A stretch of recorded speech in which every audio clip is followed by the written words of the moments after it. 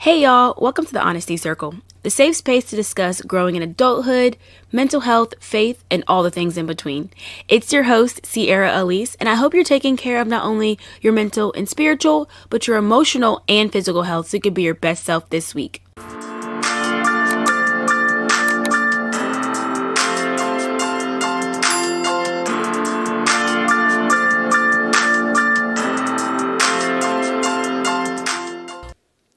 Hey y'all, welcome back to the Honesty Circle. It is me, Sierra Elise. Today's episode, we'll be doing an Ask Me Anything. I went on my Instagram to ask questions and we got a good amount of responses. I divided it up into 3 separate sections. The first one is going to be the Honesty Circle. The next one's going to be advice. And the last one is questions about me. So I guess I just jump right in. I have my handy dandy iPad. I just kind of typed them all up so I didn't have to use my phone.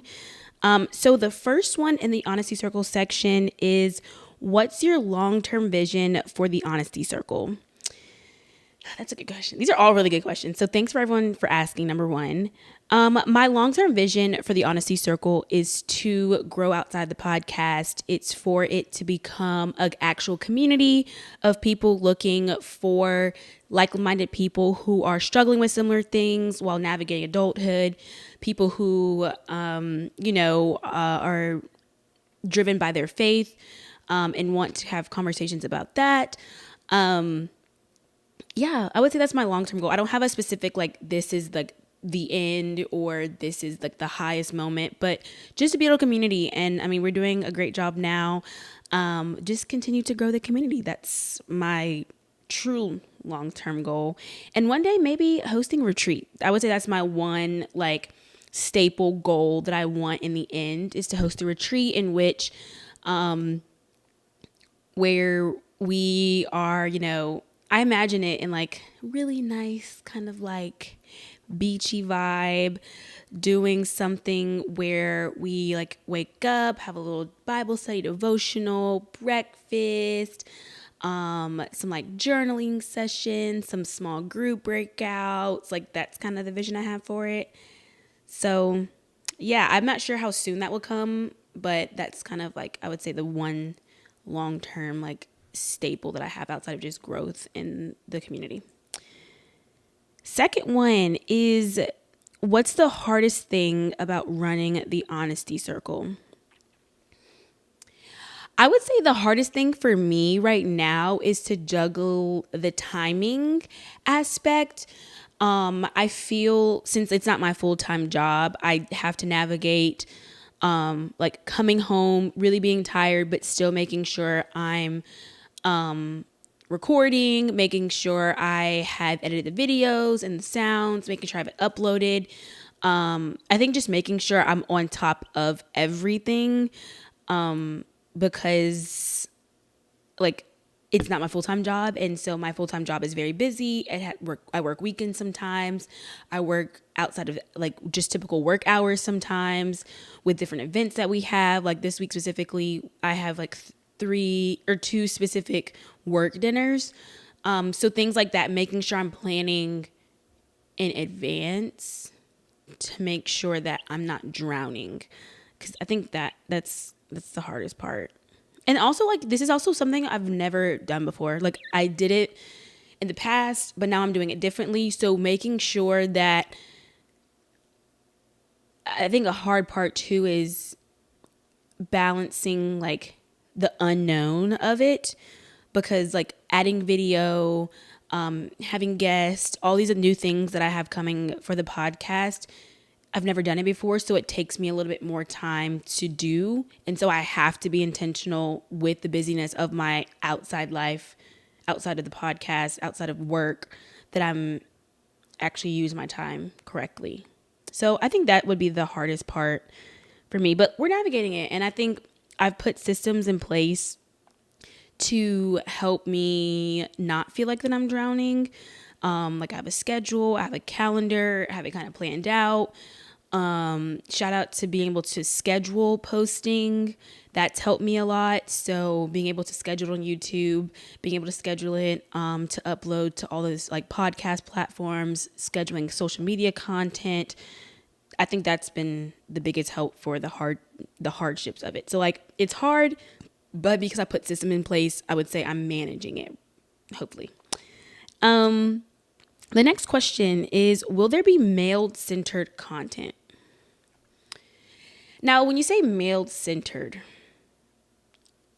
probably not. And I only say that because I'm a woman. I'm a woman who speaks from a woman's perspective. Will I probably have male guests to provide a male perspective to the conversation? Yes. I just can't provide the male perspective because I'm not a man. And that's kind of where I'm at with it. But I do want to have some male guests. So if you guys have any suggestions on males, please, you can send my way. Or if you want to be a guest, let me know. I mean, you got to tell me what you want to talk about, though, because I feel like I'm not sure what a man would want to talk about.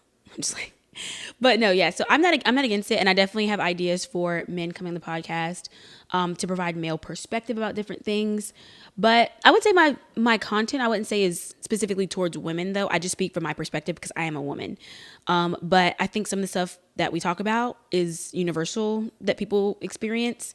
So I wouldn't say it's just only for women either, though. All right, the next one. What's been your favorite and your worst thing about launching the Honesty Circle? We'll start with the negative, worst. I don't know. I don't think I have like a worst thing. Like I've been enjoying this journey a lot. Honestly, I wouldn't say it's the worst thing, but it's a hard thing to wrap around is people finding out about it that I don't tell. Like, I'm not hiding the fact that I have a podcast, and I've never hid that fact, but letting it be a more constant part of me is something that I would say I'm struggling with.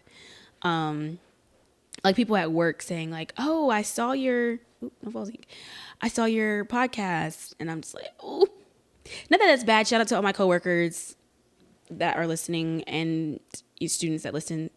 I love it, but it's not something that I'm used to because I wouldn't say I'm private, but someone just saying that they're watching, I don't know. It makes me happy though when you say that. Like, so it's like, it's twofold. So it's like, I'm kind of nervous about like having it a part of my identity, but it is a part of my identity. And I do like when people tell me that they've listened and that they enjoy it.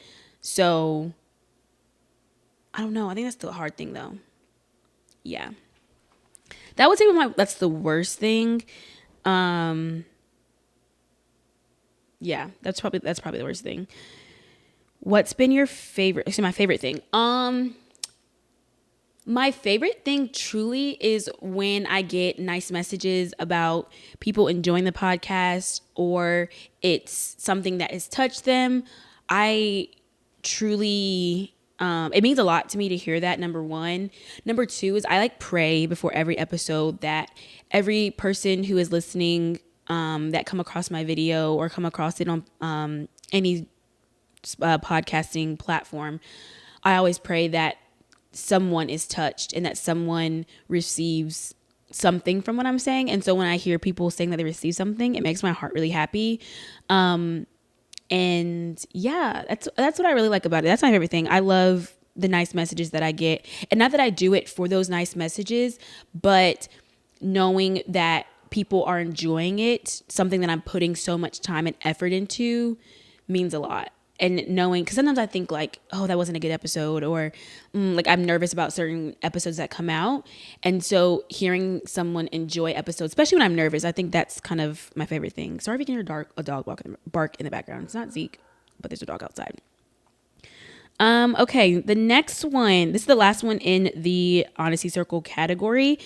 This one is, what's the biggest thing you've learned since launching the Honesty Circle? Resilience. I think that's probably the number one thing with the Honesty Circle is that it's taught me resilience, because I'm highly reactive. Let's start there. Let's break down, y'all. Y'all don't really know how I react. I'm very active. I'm very emotional. I feel things deeply and strongly, and when things don't go initially as planned, it really wrecks me initially. And so reminding myself to not let those hiccups stop me has been, it's beautiful when I think about it, truly, because like I said, the amount of hiccups that I've had along the way, especially starting with video content, like that being a new endeavor. And so figuring out how I'm going to upload, how to edit, how to do all these little kind of small things. And then challenges that I've had along the way, and consistent challenges. I'll never get my first story time. Y'all don't know this, my first video content episode. If you saw on YouTube, the video initially cuts out. So that's recording. We already had a flaw, right? So it cuts out when I'm recording with my mom. And after that, I'm going to work on the episode, and I've edited it finally. No. I try to figure out how I'm going to upload it to my computer so I can edit it. And so I can't figure out how to upload it. It's uploading, but it's uploading spotty. So I don't want to put, not good quality content out. And so I was like, I'm not satisfied with this. Like, I'm not letting a splotty video and like being very skippy, letting that be what I do for my first video episode. So with our first one, with the video messing up, then I can't figure out how to upload the video. And this is all like the week of the first one that I wanted to go out. So I recorded it on that Saturday, and that was going to be uploaded Sunday night, so I can have it record or have it up for Mondays. That's how they work. So I'm trying literally everything. I'm using Google Drive. I get Dropbox. I'm doing every single thing, and every time I'm constantly trying. And I was like really tired that day because I was busy. And so, I'm like, okay, I'm just going to go to bed. I woke up the next morning at like 4 a.m. on that Monday morning to post that first episode, because I was that determined to get it out after all the hiccups that I experienced the night before.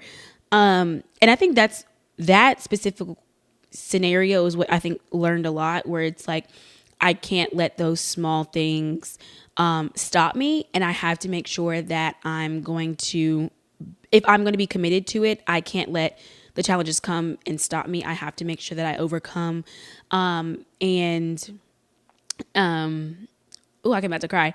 My sister, I'll never forget the first night. I don't want to cry. The first night, she kept reminding me, like, no weapon formed against you shall prosper. And so that's something that I literally kept reminding myself as I was having those struggles that day, that no weapon formed against me shall prosper, and no hiccup that's going to stop me from uploading this episode. And so that is something I definitely learned. And obviously, y'all know that I stopped at first. Oh, I'm really crying.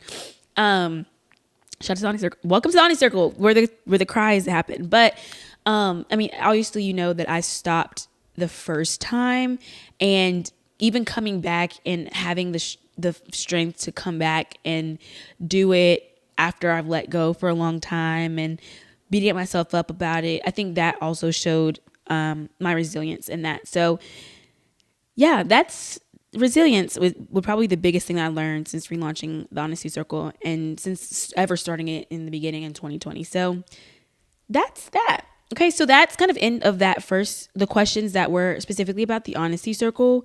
Now we're going to go into the advice section. And so, I'll just keep reading this question. So this next question, or the first question, is, how do I find balance between my faith and enjoying everything in life as a 20-something? This is a really good question. I've had to realize that my relationship with God is personal, and I've had to figure out what that looks like for me. You guys know my dad is a pastor. I've grown up in church. But I would say that my faith now is stronger than it ever was from the times growing up. Because I think it got to the point where I was just doing it for the motions of checking a box off. And so once I stopped doing things to check a box and doing it with some level of intention, I think that's probably what helped. I also had to, I had a lot of shame too, I would say, with, doing literally anything. Like, oh my gosh, like, this is not what a Christian would do. This is not, feeling that I would like disappoint my parents or anything along those lines. And so I've had to stop living for the other people and choose God and choose my relationship with God over checking off a box to look like I'm being something for somebody else. And so that's kind of what I do. Like yes, I go out with my friends. Yes, I do all those things. But do I also spend time in my word? Yes. Do I also spend time praying? Yes. And so I just figure out what worked for me and bringing it to God, honestly, like finding, knowing, I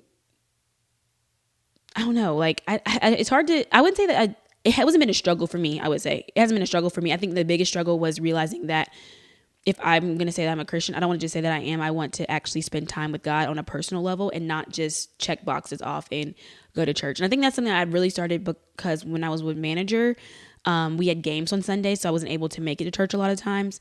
And so not saying that I don't think church is important, because church is very much important. And I think that just the pandemic and before the pandemic, just be working in basketball when I was not able to go to church, I had to realize that my relationship with God had to go outside with just going to church. Like going to church is not the end all be all for me. And so once church was taken out because I wasn't able to go to church because I was working, what does my relationship with God look like? Where does my faith lie in those times? And so I think that's when the more personal connection with God has come in. And so, yeah, I think it's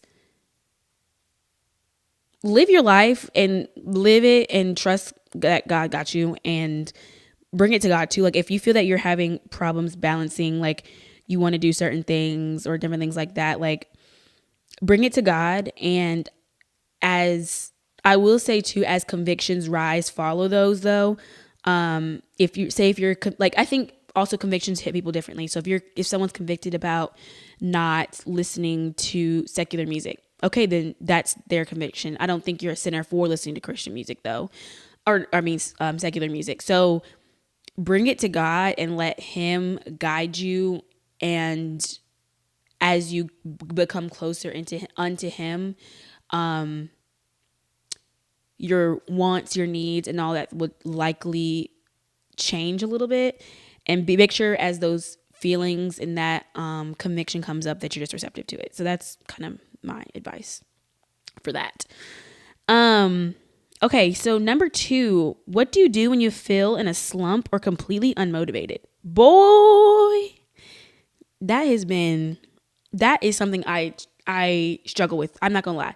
I do struggle with that one because there are times in which I think the times in which I'm the most in the most of a slump, and I'm more in a slump, and the most unmotivated, it's typically burnout for me.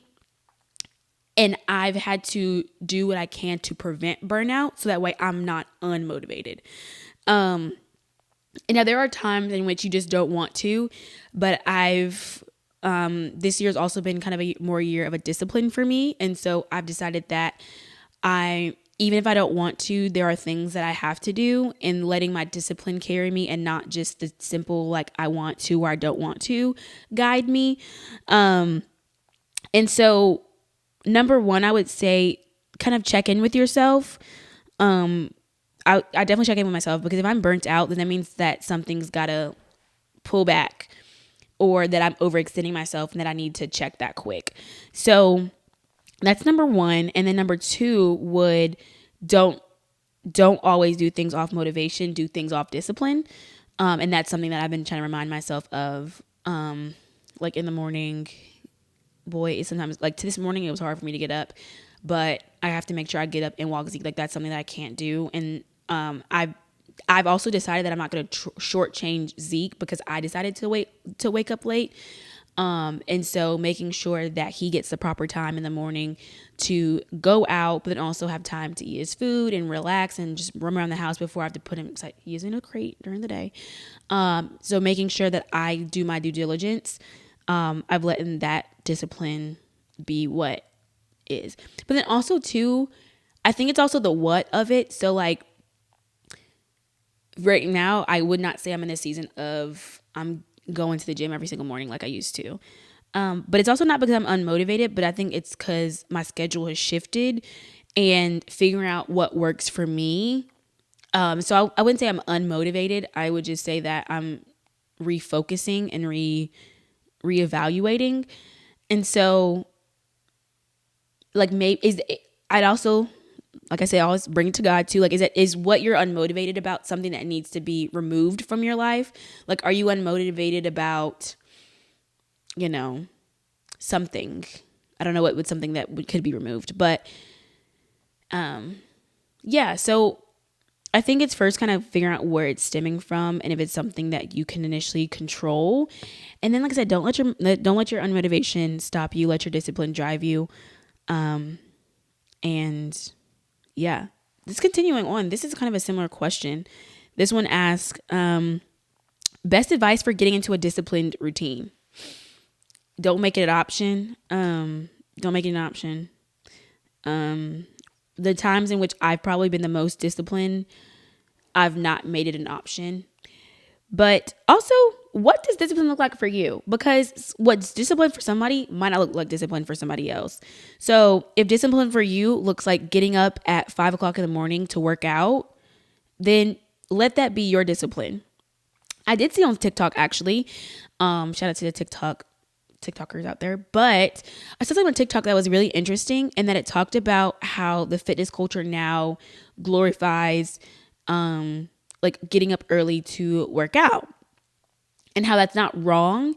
But say if you're not a morning person, how that might not be a routine that works for you. So you might seem unmotivated or not disciplined, but if you're just not a morning person, then don't physically try to make yourself a morning person. Fit the exercise in your routine. So if it needs to be an after work thing that you do, let that be the after work thing that you do. Because I actually do know too, I read an article about how there's some people who are morning people and there's some people who are genetically not morning people. And so don't try to make yourself, if you're not a morning person, don't try to make yourself into a morning person. Because you can't discipline yourself into a routine to change what's genetically made up in your body. So that's number one. So figure out what that discipline routine looks like for you. And yeah, and also too, like a part of my routine lately is if I go to bed at a certain time, then I can wake up and work out in the morning. If I don't go to bed by that time, I don't need to sacrifice my sleep to get up and work out. So I've letting that kind of be my guide of what my next morning would look like. And my workouts lately have also been just walking Zeke, but for a longer time than just like 10 minutes. So figure out, that's what my advice would be, is figure out what routine works for you. Don't try to like fit a circle into a square. Let yourself, what your routine is now. If you're trying to establish a better routine, go in increments as well. Don't try to do it all at once. Don't try to revamp your whole routine. Incorporate small things. And then as you're kind of getting on top of that, then you can start adding in something else. That would be my advice. Okay.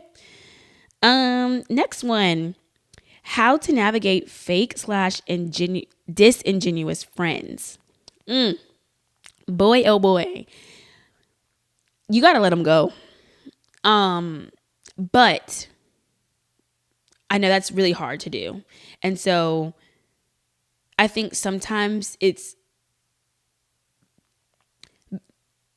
as someone whoever asked this question, I know who asked this question, but I know that this person is not a disingenuous person. If you're asking this, you don't want to be disingenuous in your friendships. You want to come real. You want to be yourself. And so sometimes I think it takes having a conversation on the disingenuous side. Even on the fake side, sometimes it requires a conversation, and a difficult conversation, because I do think that it's hard to just fall back and treat them differently without saying something. And so if you feel comfortable having that conversation of kind of how they're feeling or actions that you've seen, I would just bring it up in a conversation when you feel ready, when you feel that you've processed your emotions and your feelings about it. Bring it up, but also when bringing it up, I would bring clear examples, like kind of even typing a note message to your phone, and writing kind of what you're feeling, what you're thinking, journaling what you're thinking, what you're feeling. And I think doing navigating what you feel will help you deliver that in a better way, to be able to have that conversation. And if you've had that conversation already with them and you still feel that nothing has really changed, I think that's when, I think something else that my mom used to talk to me about too is that not everyone has to be your friend. And so if you feel that that friend and you are no longer seeing eye to eye, then give yourself permission to not let that be a stressor in your life. Because I think fake friendships and disingenuous friendships can add stress into your life. And so you have to allow yourself the space to not let that stress you out. And in order to fully do that, sometimes it requires you to let them go. And yeah, and it is, listen, that's a hard one to navigate, honestly, because I think it is situational. If you feel like they did something specific to you, if you feel like it's just actions. But I also think too, coming in a non-accusatory way when having that conversation is important. Using I feel statements, using the story I'm telling myself statements, letting those be the narrative and not being accusatory, because maybe they felt that you're being fake to them. Not making it right that they're being fake, but sometimes there could be some level of misunderstanding. And so getting to the bottom of that would probably, hopefully, help you out. Hopefully that was a good answer for you. The next one, this is kind of similar to the motivation and discipline ones. How do you manage work, podcast, social life, time for yourself? It's very inspiring. Thank you. Thank you. I appreciate it. Schedule. Y'all, and not everyone's a scheduler, not everyone's a planner, but if you want to add more to your plate and the only way to manage it is to be organized. Like, I have it planned out, what episodes are coming out when. They're not all recorded, but like scheduling what episode will be that day, scheduling when I'm going to work on it, scheduling what are the checklist items, scheduling, even on my calendar for social life, whatever events I have coming up, those need to be on the calendar. So when someone asks me for something or something comes up, I'm looking at my calendar to reference, not just using my own brain and trying to figure that out. And then same with work. Like, work for me typically takes priority because that pays my bills.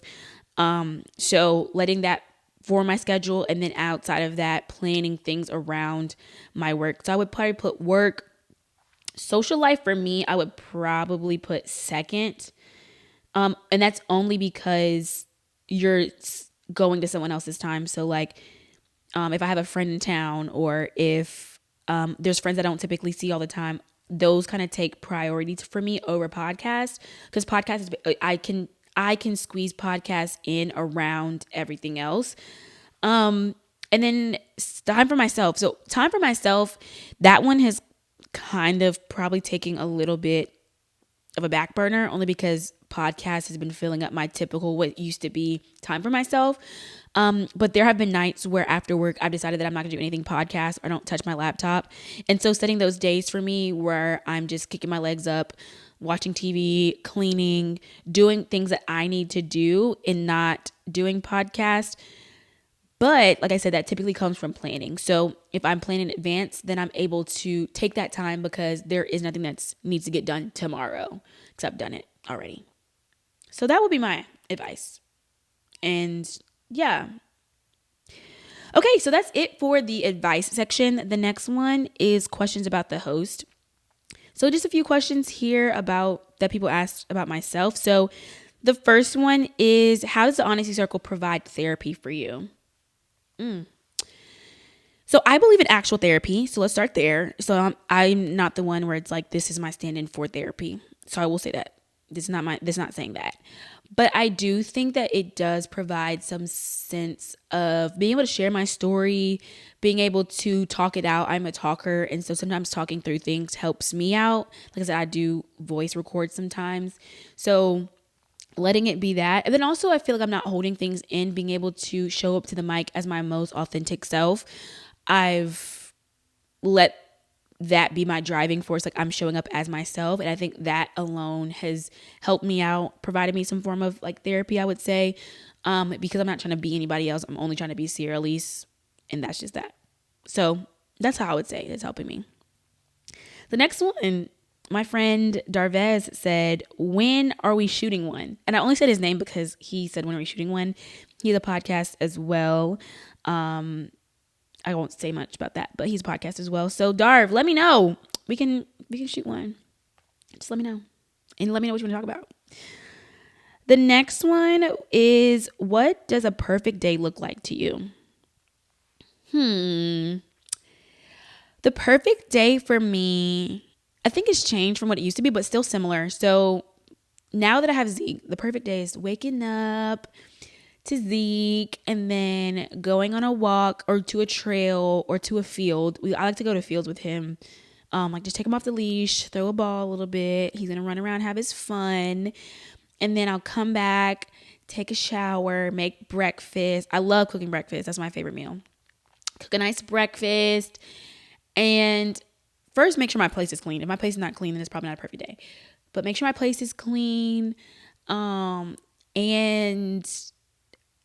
it depends on my mood. So that could turn into getting myself cute and like exploring, or that can turn into putting on some sweatpants and watching my TV. So it would depend typically on the week that I had on what would be perfect for me in that moment. But those were my 2 times of just doing something for myself in the morning that's physical, eating some good food, and then taking the time for myself and how I see fit, whether that's to myself with a friend or, yeah, that would be my 2 things.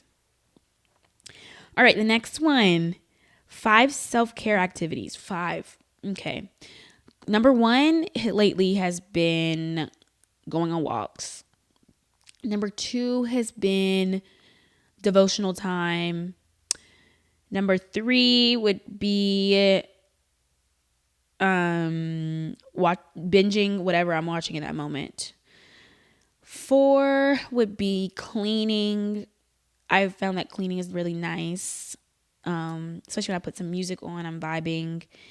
And number 5, I